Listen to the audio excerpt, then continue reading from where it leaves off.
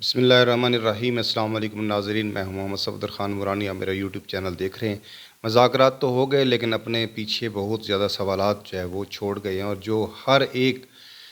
ذی شعور شخص کے ذہن کے اندر جو سوالات اٹھے ہیں وہ سوالات آج میں آپ کے ساتھ ڈسکس کرنا چاہتا ہوں۔ پہلی چیز تو یہ ہے کہ اس مذاکرات کا جو آغاز ہے یہ بھی کوئی نارمل طریقے سے نہیں ہوا، یعنی دونوں پارٹیز کوئی مذاکرات چاہ رہی تھیں کرنا، یا ایک پارٹی چاہ رہی تھی اور ایک پارٹی نہیں چاہ رہی تھی۔ مذاکرات شروع کیسے ہوئے؟ بیسیکلی پہلا سوال جو بنتا ہے کہ مذاکرات کن حالات میں شروع ہوئے اور کیسے شروع ہوئے۔ دوسرا یہ ہے کہ مذاکرات کا جو فریم ورک، جو سٹرکچر تھا، وہ کس طرح مذاکرات کو مطلب ایگزیکیوٹ کیسے کیا گیا، کس طریقے سے وہاں پہ کیا طریقہ کار اختیار کیا گیا، اور کون کون سے سوالات وہاں سے جنم لیتے ہیں۔ مذاکرات کے دوران جو دونوں فریقین تھے ان کی باڈی لینگویج کیا تھی، اور کس طریقے سے جو ہے وہ اپنے آپ کو وہاں پر انہوں نے پیش کیا۔ کیا وہ خوشی سے آئے تھے، یا وہ مطلب ہے کہ مجبوری سے آئے تھے، یا ان کی دلچسپی مذاکرات میں تھی یا نہیں تھی۔ کوئی پوائنٹس پہلے سے کچھ چیزیں ڈسکس ہو چکی تھی، فائنلائز تھیں یا نہیں تھیں۔ تیسری چیز یہ کہ کیا مذاکرات یہ جو سیز فائر ہے یہ ابھی قائم رہ پائے گا یا نہیں رہ پائے گا۔ اگر حملہ ہوا تو صورتحال کیا ہوگی، امریکہ اور ایران کا کبھی معاہدہ ہو پائے گا یا نہیں۔ یہ وہ چند چیزیں ہیں جو ہر ایک شخص کے ذہن میں یہ سوالات جو ہے اٹھ رہے ہیں کہ ابھی امریکہ سرکار حملہ کر سکتا ہے دوبارہ یا نہیں کر سکتا۔ تو سب سے پہلا پوائنٹ جس کے اندر ہم بات کریں گے، جسٹ کیونکہ ڈھیر سارے موضوعات ہیں، تھوڑے ایک ایک دو منٹ کی ہم بات کریں گے اس کے اوپر اور آگے چلیں گے کہ مذاکرات شروع کیسے ہوئے۔ آپ نے دیکھا کہ جب جنگ شروع ہوئی تو جنگ شروع بھی اس وقت بھی مذاکرات ہو رہے تھے، عمان کے اندر مذاکرات ہو رہے تھے، لیکن مذاکرات کے عین وسط کے اندر امریکہ نے موقع پا کر حملہ کر دیا، یعنی جیسے دشمن گھات لگا کے حملہ کرتے اسی طریقے سے امریکہ نے حملہ کر دیا، جو کہ انتہائی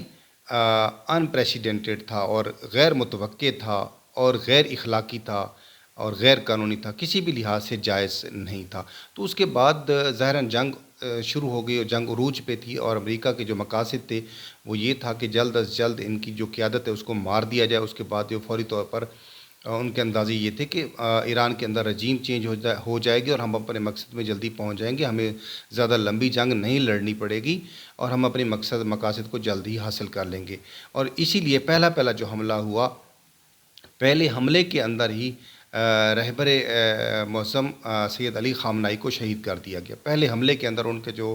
چند رفقا تھے، جو ان کی ٹیم کے سینئر ممبرز تھے، ان کو بھی شہید کر دیا گیا، اور آغا خامنائی کو بھی پہلے حملے کے اندر ہی ان کی فیملی کے کچھ افراد کے ساتھ شہید کر دیا گیا۔ یہ تو خوش قسمتی امت مسلمہ کی، ایرانیوں کی، کہ جو مجتبیٰ خامنائی صاحب ہیں وہ بھی وہاں پر موجود تھے، اس حملے کے اندر زخمی ہوئے، اور اس کے بعد جو ہے وہ سروائیو کر گئے اور آج وہ ایران کی قیادت کر رہے ہیں۔ یہ ہسٹری تھوڑا سا پیچھے اگر جائیں تو آغا خامنائی کے ساتھ بھی اسی طرح کا سین ہوا، وہ بھی زخمی ہوئے تھے ایک جنگ کے اندر، اس کے بعد ان کو یہ جو ہے سپریم لیڈر کی قیادت ملی تھی۔ تو ایران بیسیکلی مذاکرات کرنا نہیں چاہ رہا تھا، کیونکہ عین جنگ کے وقت میں جب امریکہ نے دیکھا کہ امریکہ کا بہت زیادہ نقصان ہو رہا ہے، معیشت بہت زیادہ جو ہے وہ پیچھے جا رہی ہے، مہنگائی ہو رہی ہے، امریکہ کے اندر لوگ ناراض ہو گئے ہیں، امریکہ کے اندر جو ہے وہ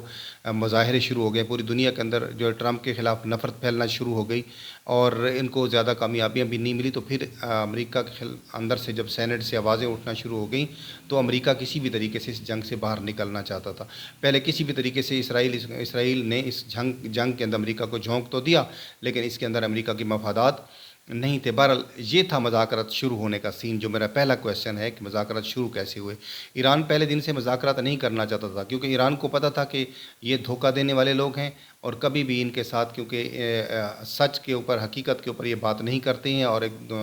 کسی کا برابری کے سامنے آ کر وہ حقوق کسی ملک کے، کسی قوم کے یہ تسلیم نہیں کرتے امریکہ اور اسرائیل۔ تو اسی لیے، اور دوسرا ایران جو ہے ان سے چوٹ بھی کھا چکا تھا کہ مذاکرات کے دوران ہی امریکہ نے اس کے اوپر حملہ کر دیا۔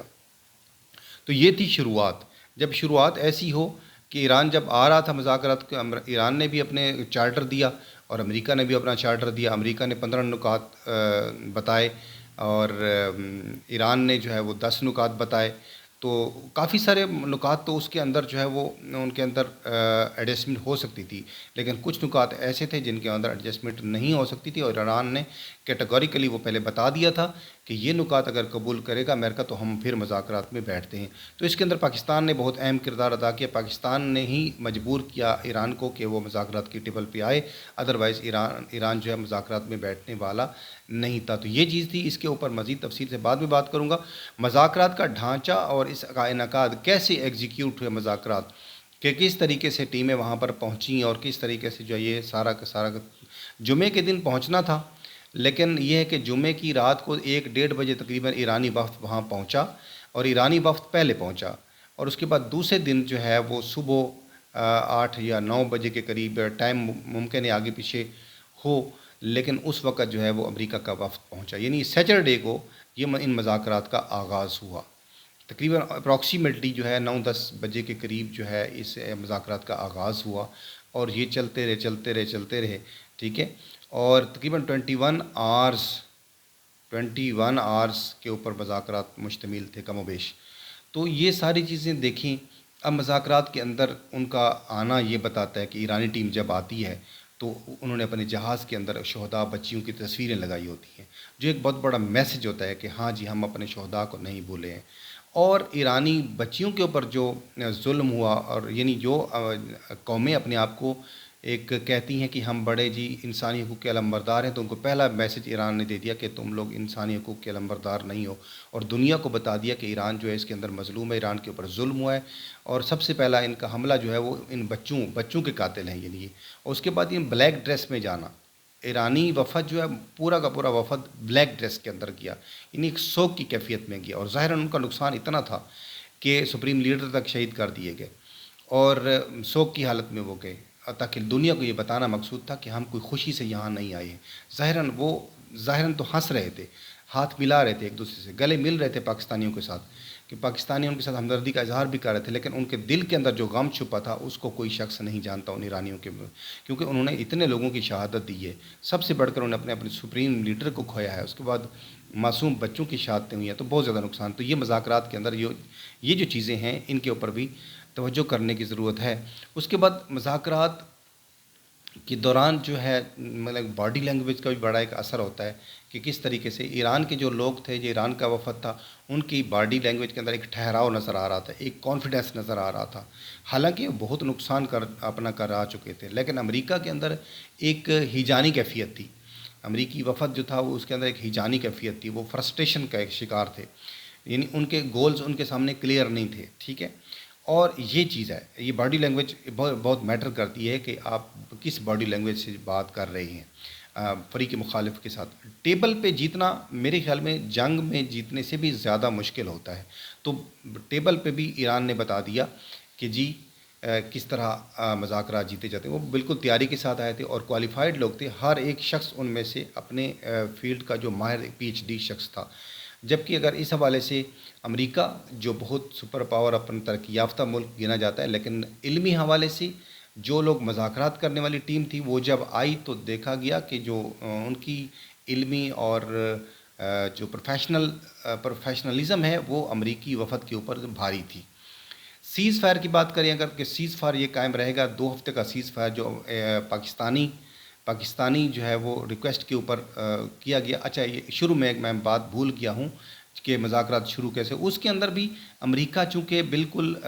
نقصان اٹھا رہا تھا، تو امریکہ نے ایک اسٹریٹجی اپنائی اور پاکستان کو اس کے اندر انوالو کیا تاکہ اس کی فیس سیونگ ہو جائے۔ یہ سارے کے سارے مذاکرات کا اگر ہم نکالیں نتیجہ تو فیس سیونگ کے لیے کیے گئے، کہ پاکستان کو ڈالا گیا کہ پاکستان جو ہے اس کے اندر پاکستان کے پرائم منسٹر کی طرف سے ٹویٹ کرایا گیا، جو ٹویٹ انہوں نے جو ہے وہ پھر امریکہ کا والا ٹویٹ ڈائریکٹ کر دیا، جس کی امریکہ کی وہ بھی اس کا پول کھل گیا، وہ جو پردہ رکھنا چاہتا تھا امریکہ وہ بھی نہیں ہوا کہ یہ امریکہ کی طرف سے ہی انیشیٹ ہوئے۔ تو اب ساری دنیا کے سامنے یہ بات واضح ہوگی کہ امریکہ آہستہ آہستہ جنگ سے پیچھے جا رہا تھا، لیکن صرف فیس سیونگ جا رہا تھا۔ تو مذاکرات کی شروعات بھی اسی لیے ہوئی کہ کسی طریقے سے امریکہ کو فیس سیونگ ملے اور امریکہ اس جنگ سے باہر نکل جائے۔ سیز فائر کیا قائم رہ پائے گا یا نہیں، تو ہاں سیز فائر یہ 15 دن کا سیز فائر کم از کم میرے اندازے کے مطابق قائم رہے گا، کیونکہ امریکہ اب یہ جو ہے نا رسک نہیں لے گا دوبارہ جنگ کے اندر جانے کا، کیونکہ امریکہ بڑی مشکل سے اس جنگ سے اپنے آپ کو پیچھے ہٹا رہا ہے۔ اچھا، اگر حملہ ہوتا ہے تو پھر کیا صورتحال بنے گی؟ یعنی اگر دوبارہ ایران کے اوپر اگر امریکہ حملہ کرتا ہے تو ظاہراً اب ہر لحاظ سے، اخلاقی لحاظ سے بھی چونکہ ایک ایران کو جیت مل گئی ہے اور مذاکرات کے اندر بھی ایران جو ہے وہ نہیں جیتا ہے، تو اب دنیا کے اور مختلف ممالک سے بھی آوازیں اٹھنا شروع ہو گئی. جیسے ٹرکی سے جو آواز اٹھی ہے، بہت پاورفل جو ہے اسرائیل کے خلاف آواز اٹھی ہے، اور ٹرکی نے جو ہے نا وہ ایک الٹیمیٹم بھی دے دیا اسرائیل کو کہ ہم جو ہے نا اب آپ پہ حملہ کریں گے. ٹھیک ہے،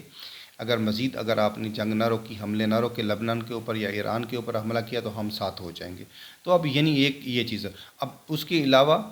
پاکستان کا اس کے اندر جو ہے وہ اہم رول بن رہا ہے. پاکستان مذاکرات میں میڈیٹ بھی کر رہا ہے، اور ساتھ ساتھ سعودی عرب کے ساتھ، کیونکہ اس کا جو ہے وہ ایک معاہدہ ہے،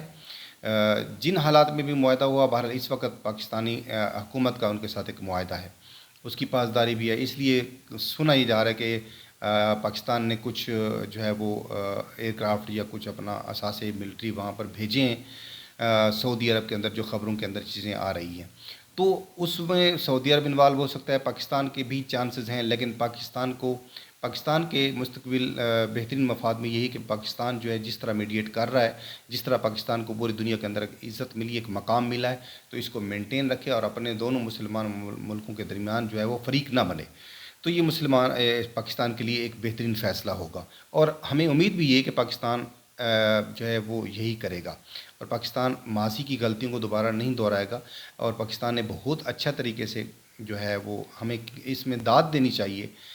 اس وقت کی موجودہ جو سول اور ملٹری قیادت ہے پاکستان کے اندر، بہت جو ہے اس میں شعوری بالغ پن کا مظاہرہ کیا، اور بہترین طریقے سے جو ان کو مذاکرات کروائے. اور ایسے دو اینیمیز کو جو 40 سال سے، جب سے ایران وجود میں آیا اس وقت سے امریکہ اور ایران کبھی ایک ٹیبل پر نہیں بیٹھے، اور پاکستان نے ایک ہفتے سے بھی کم کے نوٹس کے اوپر جو ہے وہ دونوں فریقین کو اپنی ایک میز کے اوپر جو ہے ان کو بالمشافہ بٹھا دیا. یہ پاکستان کی بہت بڑی جو ہے کامیابی ہے، اور اس کو دنیا جو ہے وہ یاد رکھے گی.